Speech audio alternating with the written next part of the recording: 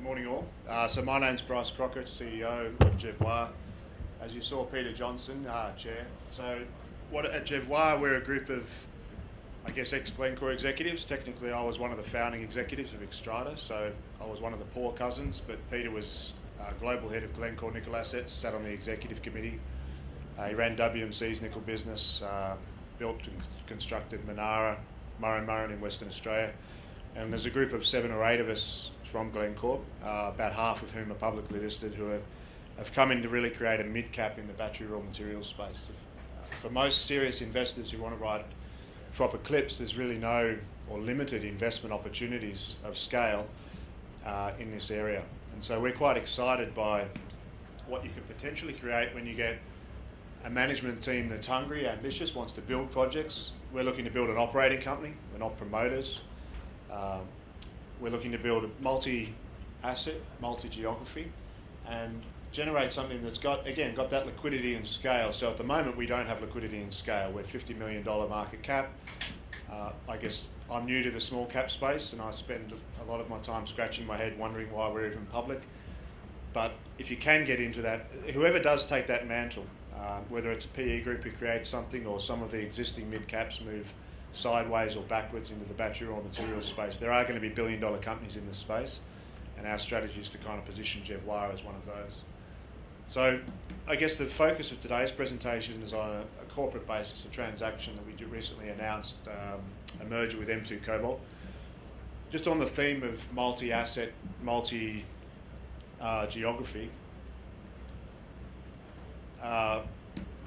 when we came into Jervois, there's a core asset in Nico Young in New South Wales. So it's a laterite project. Peter, he has strong background in high pressure acid leach. And one of the conditions of me convincing Peter to come on was that we wouldn't be doing HPAL in Australia.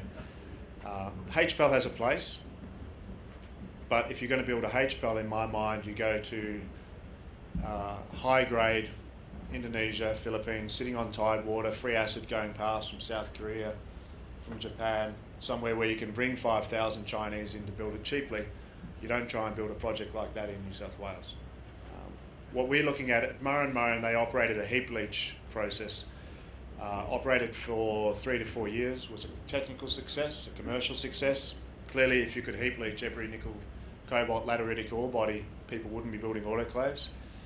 We came into Jervois because we looked at Nico Young and thought there's a high probability we'll be able to get it to heap leach, and that's proved to be correct, basis a pre-feasibility study that we've been undertaking for the last 12 months. We spent $7 million and a pre-feasibility study is about to be published. In the context of creating a multi-asset, multi-geography organisation, this is really where M2 Cobalt came in.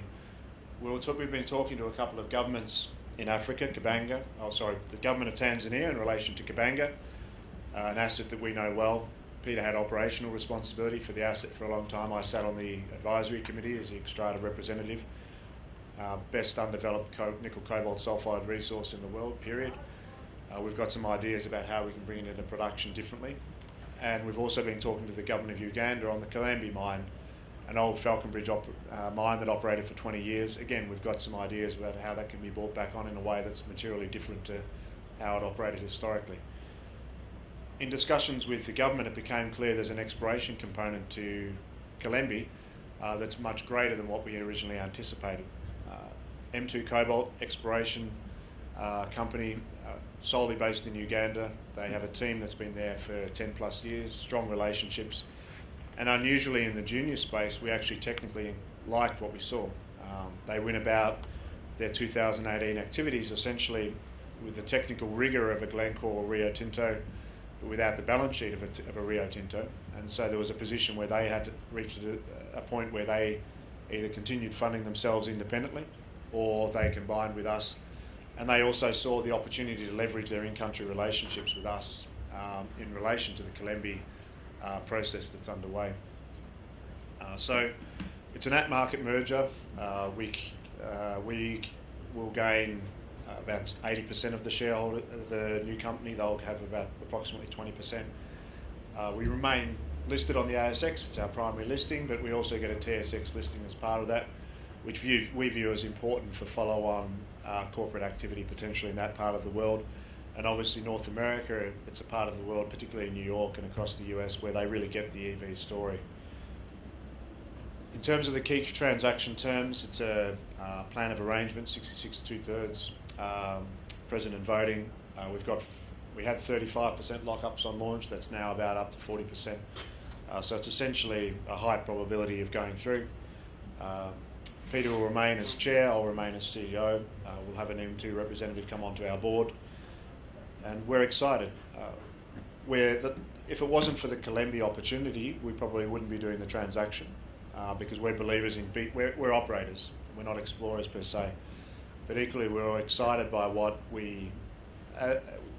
as we looked at the portfolio that they've acquired in Uganda, 2,500 square kilometres of some of the most prospective ground in terms of nickel, copper cobalt globally. So we're providing a $3 million US working capital facility to accelerate programs around the Colembi mine and also in Bujagali, a nearby area. What we like about Uganda is it's DRC geology, and although you're effectively kind of a drop punt from the DRC, it's not the DRC, which, although we're not afraid of the DRC, given our backgrounds with Glencore, it's clearly a country that does have challenges in terms of how you operate, etc. In terms of what it means for us, pro forma, we move up to 70, 80 mil market cap. And this slide kind of really articulates why we're doing what we're doing. All these companies are too small. All they're single project, single asset, where if something goes wrong on the commissioning, the equity holders end up with naught. So I look at where we are now as we're moving forwards, Nico Young, and starting to have discussions with debt advisors, and it's an awkward place. Small capitalisation, capex, which is much higher than what you can equity finance. My balance sheet can't provide a completion guarantee. I'm not a believer in single project companies. I know that there are a lot of single project companies here. Our strategy, we've introduced we've got a data room open on Nico Young. We're bringing in partners. We've got the Chinese and the Koreans through initially. I ultimately see Jervois only controlling probably 30 to 40% of Nico Young as we move into construction. We're not selling it. We're still maintaining operator control now because of the team that comes across from the Murrin operation in terms of heap leach. We believe we have the best nickel cobalt heap leaching expertise globally, so we want to continue operating. But equally, I don't want to be one of these companies that's just punting a project that you can never kind of move forwards, construct and build. We're realistic about what's possible, and we don't need to have 100% of Nico Young. I would rather have the upside that East Africa represents, where you can really generate that 5 to 10 times money on money type returns. But equally having the base load assets, if you like, and in Australia, we're also looking in North America in cobalt opportunities there. As part of a balanced portfolio, I think it is important to have cash flows from a part of the world where equally you don't become a single jurisdictional African play, where Africa, the opportunities are immense, but clearly if you do have political instability, that can affect your equity value as a single project company in those particular jurisdictions highly. And so in terms of what M2 has, as I said, an enormous land position. Jennifer Hinton is their in-country director. She's been there for 15 years. She was an employee. She advised the World Bank. She directed a US $50 million geological airborne survey of the country funded by the World Bank, and then the properties that M2 has are essentially a fallout from that. She sits on the Presidential Advisory Council, essentially assisted the country in writing their mining law. Uganda it's very pro-business, very, very supportive in terms of foreign investment, and it's a frontier. I guess when I started spending time there mid-year, to me it was very clear that the opportunities in the country are quite disparate, quite disjointed from the level of exploration activity that's occurred recently. In terms of the exploration program, as I said, we're spending $3 million as part of the transaction because we want to accelerate this, not slow it down. Jervois' portfolio is really based around Nico Young, 16,000, 3 million tonne pre-feasibility study of ore, which is underway. That's going to be published in March as part of the management circular that goes to M2 shareholders. We're excited. It's a big project, but it's equally the capital intensity is much lower than its peers in New South Wales, and the technical risk we believe is also much lower. And I've mentioned corporate development, Kabanga. We're continuing to talk with the Tanzanian government, and we acquired a 5% shareholding of eCobalt. We're talking with the company there about how we can help them bring that into production.